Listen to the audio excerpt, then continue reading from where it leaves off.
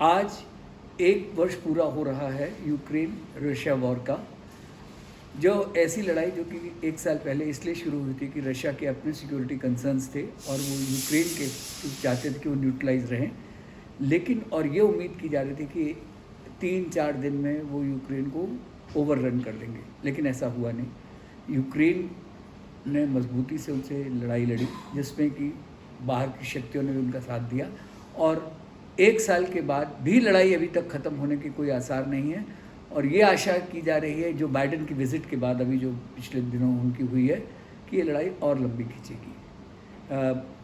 मज़े की बात यह है कि जो यूक्रेन के समर्थक हैं या रशिया के समर्थक हैं, दोनों ही साइड के समर्थक जो हैं वो ये कोई शांति की प्रक्रिया को शुरू करने की बात नहीं कर रहा है। वो कर रहे हैं कि भाई एक तरफ लोग कह रहे हैं कि डेमोक्रेसी की लड़ाई ज़रूर रहे, दूसरी तरफ कह रहे हैं कि रशिया के सिक्योरिटी कंसर्न्स को एड्रेस किया जाए।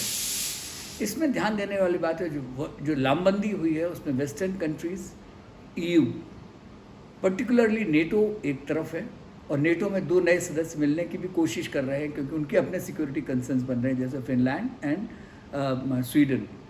लेकिन टर्की की वजह से अभी तक उनकी प्रोसेस पूरी तरह से हो नहीं पाई है।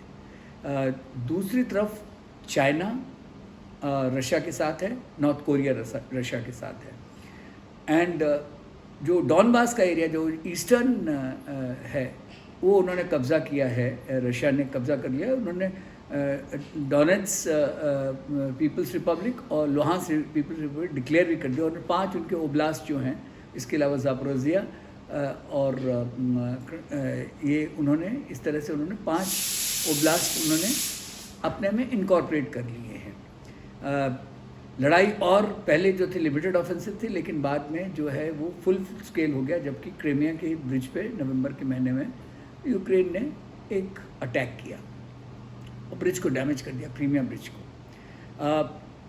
नुकसान जो इकोनॉमिक नुकसान हुआ है, पहला इकोनॉमिक नुकसान जो यूरोपियन कंट्रीज़ का हुआ है, उनको एनर्जी की वजह से उनके यहाँ बहुत प्रॉब्लम्स आ रही हैं।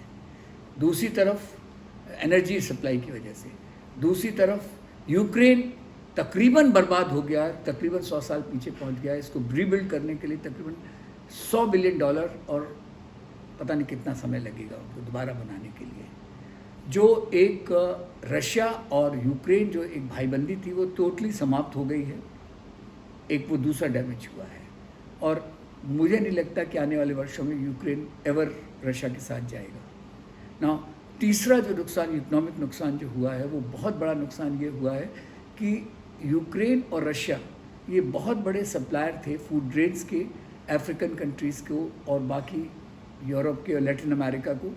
आज की तारीख में वो बिकॉज ऑफ रशियन जो उन्होंने उनको ब्लॉक कर रखा है साउथ से, तो बहुत ही कम हो गया, जिससे नुकसान फूड ग्रेन का नुकसान ख़ास तौर पे अफ्रीका में फील किया जा रहा है। इसके अलावा यूक्रेन का जो एक्सपोर्ट था वो डॉनबास एरिया से बहुत ज़्यादा था, वो तकरीबन बंद हो गया है। एक न्यूक्लियर युद्ध की आशंका अमेरिका जता रही है, वो हो ना हो, लेकिन ज़ापोरिज़िया प्लांट की वजह से हो सकता है कि एक एक्सीडेंटल न्यूक्लियर लीक हो सकती है। वो एक तीसरी लड़ाई है रशिया के साथ। बिसाइड्स चाइना और नॉर्थ कोरिया के, बेलारूस भी है उनके साथ। बाल्टिक सी में रशिया ने अपने फोर्सेस भी डिप्लॉय किए हैं, जो कि न्यूक्लियर सबमरीन भी डिप्लॉय करती है, जिसकी वजह से जो स्पेशली बाल्टिक रिपब्लिक्स हैं और ये कंट्रीज़ स्कैंडिनेवियन कंट्रीज़ हैं, वो थोड़े से घबराए हुए हैं। आज की तारीख में जो सबसे बड़ा फ़ायदा हो रहा है वो अमेरिका की जो आर्म्स इंडस्ट्री है, जो पहले 5 उनके हैं, तो $10 बिलियन से ज़्यादा वो ऑलरेडी मदद दे चुके हैं, और 500 मिलियन का भी उन्होंने वादा किया है। इस तरह से बहुत बढ़ता जा रहा है। लेकिन इसमें मज़े की बात है कि रशिया नेटो कंट्रीज़ को नहीं टच कर रहा है, क्योंकि वो भी जानता है कि नेटो के एक कंट्री पर हमला करने का मतलब होगा पूरे नेटो के अगेंस्ट हमला। वो बहुत ही कॉशियसली कर रहा है।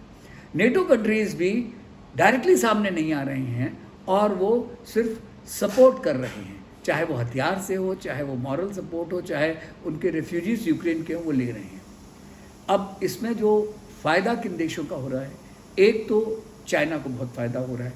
चाइना का उनके एक्सपोर्ट में जो रशिया की डिपेंडेंस उनके ऊपर बढ़ रही है, ईरान का फ़ायदा हो रहा है, उनके शाहिद ड्रोन्स का रशियंस ने बहुत अच्छी तरह इस्तेमाल किया है। तो रशिया इसका जो इसका फ़ायदा मिल रहा है वो ईरान को और चाइना को मिल रहा है ना। इंडिया का क्या रोल है? इंडिया एक अकेला ऐसा देश है जिसने कहा कि ये इरा लड़ाई की नहीं है और हम लोग शांति की प्रक्रिया में कर रहे हैं कोशिश। तो पूरी दुनिया आज इंडिया की तरफ देख रही है कि हम कोई पहल करें और दोनों देशों में शांति हो। लेकिन मुझे पूरा